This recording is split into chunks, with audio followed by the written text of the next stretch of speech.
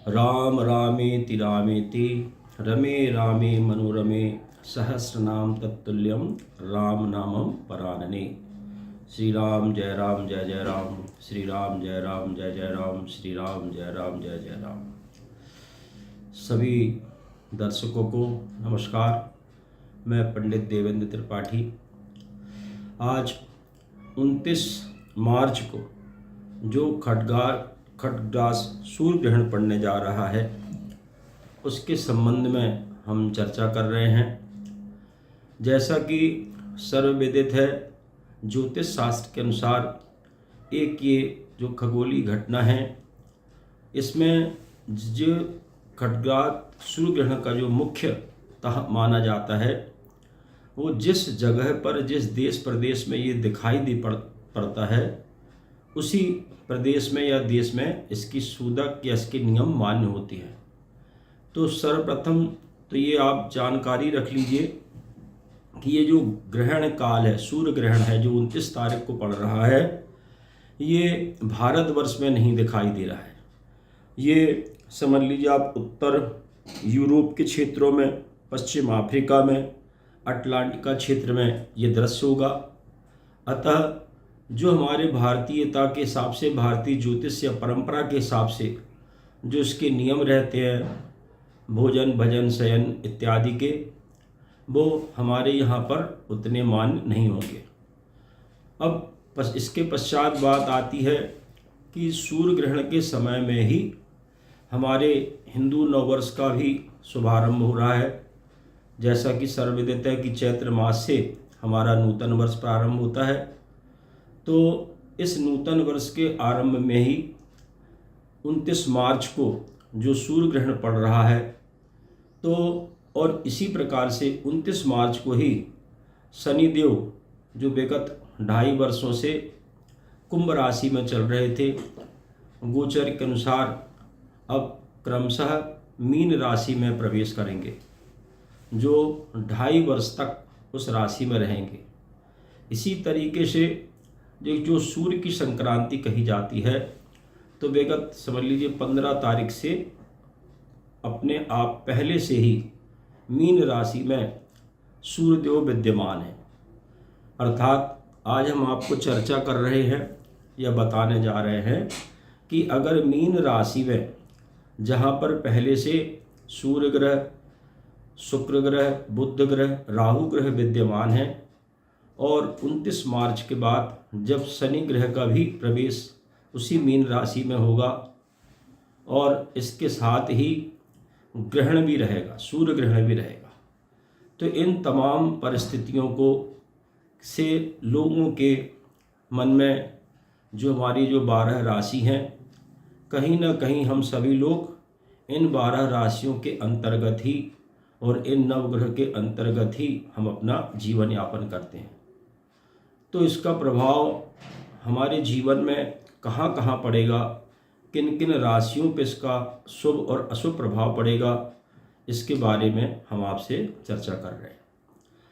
तो जो विशेष रूप से इसका प्रभाव रहेगा, जो इन तमाम ग्रहों के परिवर्तन से, ग्रहण के परिवर्तन से किन राशियों को सबसे ज़्यादा प्रभाव पड़ेगा, शुभ या अशुभ प्रभाव पड़ेगा, ये तमाम बातें हम आपसे बता रहे हैं। तो ज़्यादा अशुभता का प्रभाव समझ लीजिए आप 29 मार्च से लेके कम से कम 20 अप्रैल तक मीन राशि वालों को बहुत ज़्यादा हमें संभल के रहना है। तन से, मन से, धन से, या हम यूँ कहें कि शारीरिक, मानसिक और आर्थिक दृष्टिकोण से मीन राशि वालों को ज़्यादा संभल कर चलना है। इसी तरह से कुंभ राशि से ये ग्रह निकलेंगे, कुंभ राशि से निकलकर शनिदेव आ रहे हैं, तो इसका प्रभाव अभी कम से कम 3 माह तक कुंभ राशि वालों के ऊपर भी निश्चित रूप से पड़ेगा। और आने वाले समय में जब शनि की 7.5 प्रभावित प्रभाव में आती है, तो एक राशि पीछे और एक राशि आगे को भी 7.5 के प्रभाव में लिए आती है। तो मेष राशि पर भी इसका प्रभाव पड़ेगा। किंतु मुख्यतः जो विशेष सावधानी और संयम बरतने का समय है, उनमें 3 राशियां प्रमुख हैं, जिनमें मीन राशि, कन्या राशि और इसके पश्चात मेष राशि। इन राशियों वालों को अपने अभी कम से कम 3 माह तक अपने आचार विचार कार्यशैली में बहुत संयम बरतना चाहिए और धर्मानुसार आचरण करते हुए अपने इष्ट आराध्य के मंत्र जाप करें।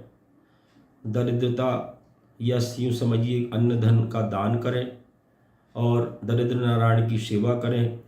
इससे काफ़ी हमें बचाव मिलता है ग्रहों के दुष्प्रभाव से। और इन तमाम राशियों के लिए जो विशेष एक बात रहती है कि जीवन में हमें किसी प्रकार की भी प्रतिकूलता अगर आती है तो हम अपने इष्ट का, अपने आराध्य का या यूँ कहें कि हम अपने बड़े बुजुर्गों का यथा योग्य सम्मान करते हैं। इससे भी हमें ग्रहों के दुष्प्रभाव से मुक्ति मिलती है। अब 12 राशियों में इनका प्रभाव किस प्रकार से होगा और इन 12 राशियों में हम किस प्रकार से अपने आप को बचा के भी रखें और प्रगति के मार्ग के लिए भी अग्रसर हों। तो सर्वप्रथम हम मेष राशि से प्रारंभ करते हैं। तो मेष राशि में ग्रहण का प्रभाव एवं शनि और सूर्य के गोचर का प्रभाव किस तरह से पड़ेगा। तो शनि जो मेष राशि वाले जातक हैं उन्हें थोड़ी किसी भी काम को करने में थोड़ा सा संयम और धैर्य से कार्य करने की आवश्यकता है। किसी प्रकार के भी जो बड़े निर्णय हैं उन बड़े निर्णयों को लेने में थोड़ा सा 1 माह तक, कम से कम मई के महीने तक संयम और सावधानी रखें, क्योंकि इसमें शारीरिक रूप से और आर्थिक रूप से नुकसान होने की संभावना है। अतः हम क्या करें, तो सर्वप्रथम हम हनुमान जी की आराधना करें, शिव जी की आराधना करें। निश्चित रूप से हम अपने संकटों से उबर जाएंगे। फिर द्वितीय राशि आती है वृषभ राशि। तो वृषभ राशि में तो निश्चित रूप से इन ग्रहों का शुभता प्राप्त होगी, बिगड़े काम बनेंगे आपके, सोची हुई योजनाएं पूरी होंगी आपकी, किंतु थोड़ा सा स्वास्थ्य का आपको भी ध्यान रखने की ज़रूरत है। अतः आप भी भगवान शिव की आराधना करें, यथा योग्य अन्न और धन का दान करें। मिथुन राशि जो तृतीय राशि आती है तो ये बुध की प्रधान राशि है और बुध प्रकृति या प्राकृतिक से जुड़ा हुआ ग्रह माना जाता है। तो निश्चित रूप से जब खगोलीय घटनाएं होती हैं तो जो प्रकृति से जुड़ी राशियां रहती हैं उनके ऊपर निश्चित प्रभाव आता है। तो सबसे ज़्यादा मानसिक रूप से, व्यवहारिक रूप से और वाणी पर, बुद्धि पर नियंत्रण रखें। अपने चाल चलन पर, आचार विचार पर विशेष ध्यान रखें ताकि अनावश्यक रूप से कहीं आपका वाद विवाद न हो, कोर्ट कचहरी इत्यादि के मुकदमे में आपकी दखलंदाजी न हो। इसलिए हमें वाणी में संयम रखना है और अपने विचारों को भी नियंत्रित करना है। अतः आप भी भगवान श्री हरि विष्णु की पूजा करें ताकि आपकी मन बुद्धि चेतना जागृत रहे। कर्क राशि जल तत्व की प्रधान राशि है और विगत पिछले वर्षों से शनि की अढ़ैया चल रही थी कर्क राशि में। तो कर्क राशि वालों के लिए तो ये प्रभाव शुभता प्रदान करने वाला है, जिससे पिछले दिनों जो ने व्यापारिक रूप से, पारिवारिक रूप से, व्यवहारिक रूप से जो कठिनाइयाँ चल रही थी, तनाव चल रहा था, उससे उन्हें मुक्ति मिलेगी। आप भी इस पावन पुनीत अवसर पर, क्योंकि नवरात्रि भी प्रारंभ रहेगी हमारी, तो आप माता की सेवा करें, गौ माता की सेवा करें और प्रत्यक्ष में हमारे घर में जो बुजुर्ग हैं उनकी सेवा और उनका आशीर्वाद प्राप्त करें। सिंह राशि के ऊपर, क्योंकि कोई भी ग्रह जब अपना राशि परिवर्तन करता है तो सिंह राशि के ऊपर भी शनि के अढ़ैया प्रारंभ होगी। तो सूर्य की राशि पर शनि की पूर्ण दृष्टि रहेगी तो पिता और पुत्र में वैचारिक मतभेद की संभावना बनती है। इसी तरह अगर आप कार्य क्षेत्र में हैं तो हमारे जो उच्चाधिकारी हैं उनसे किसी प्रकार का कोई वाद विवाद न हो, किसी प्रकार की छोटी छोटी बातों में मतभेद उत्पन्न न हो, मनभेद उत्पन्न न हो, इसका विशेष ध्यान रखना है। इसके अलावा जो सिंह राशि वालों को और सावधानी रखना है तो स्वास्थ्य का विशेष ध्यान रखना है। इस दौरान हड्डियों से संबंधित नेत्रों से संबंधित, रक्त से संबंधित किसी न किसी प्रकार से शारीरिक कष्ट के योग बनते हैं। अतः आप प्रतिदिन सूर्य भगवान को जल अर्घ्य दें और साथ ही साथ महामृत्युंजय मंत्र का यथाशक्ति मंत्र जाप करें और निश्चित रूप से दरिद्री को अन्न और धन का दान करें। इससे आपके संकटों का निवारण होगा। कन्या राशि की बात करें तो शनि और सूर्य का प्रभाव सीधा सीधा जो सप्तम दृष्टि ग्रहों की रहती है, कन्या राशि वालों को सबसे ज़्यादा प्रभावित करती है। तो वर्तमान में मीन राशि और कन्या राशि 29 मार्च से लेके पूरे मई के महीने तक, विशेष करके 20 अप्रैल तक सीधे प्रभाव में रहेंगी। इसलिए इन्हें अपने पारिवारिक जीवन का विशेष ध्यान रखना है, दाम्पत्य जीवन का विशेष ध्यान रखना है। व्यापार, व्यवसाय और पार्टनर के साथ कुछ मतभेद हो सकते हैं, इसीलिए हमें बहुत संयम और धैर्य से ये समय निकालना है। मान अपमान की भी संभावनाएं रहती हैं, किंतु हमें इन ग्रहों के प्रभाव से, इन ग्रहों की अशुभता को दूर करके शुभता में परिवर्तन करने के लिए सबसे बड़ी ताकत भगवान शिव से हमें प्राप्त होती है। तो कहते हैं कि सकल अमंगल मैटन हारी, भावी मैट सकहीं त्रिपुरारी। अतः शिव की शरण में आप जाइए। आपने अगर गुरु मंत्र लिया है तो गुरु की शरण में जाइए, तो आपके ये विपत्ति का समय आपका कट जाएगा। तुला राशि भी शनि की मित्र राशि है और ज़्यादातर शनि इस राशि पर कभी भी दुष्प्रभाव नहीं देते हैं, किंतु जो शनि का सूर्य का गोचर है और आने वाले 15 तारीख के बाद से सूर्य भगवान मीन राशि से छूट निकलकर जब मेष राशि में प्रवेश करेंगे, उस समय तुला राशि वालों को भी अपने स्वास्थ्य का ध्यान रखने की आवश्यकता है। वृश्चिक राशि में भी शनि की अड़ैया प्रारंभ होगी, तो शनि की अड़ैया समाप्त होने की स्थिति में आ रही है। तो शनि की तो विशेष कृपा आशीर्वाद आपको प्राप्त होगी, किंतु थोड़ा सा मानसिक जो वेदना या मानसिक पीड़ा रहेगी उसका हमें ध्यान रखना है। आपको भी शिव आराधना करना है। धनु राशि वालों के लिए जो अड़ैया प्रारंभ होगी, तो धनु राशि वालों के लिए भी स्वास्थ्य का विशेष ध्यान रखना है, जिसमें शारीरिक रूप से, जब अपन मसल्स पावर भी कहते हैं, मांसपेशियाँ इत्यादि, उसमें खिंचाव, अपने मांसपेशियों में खिंचाव इत्यादि का विशेष ध्यान रखना है। और साथ ही साथ पारिवारिक दृष्टि से भी हमें ध्यान रखने की आवश्यकता रहती है। अतः हम क्या करें, तो आप भी श्री हरि विष्णु का पूजन करें।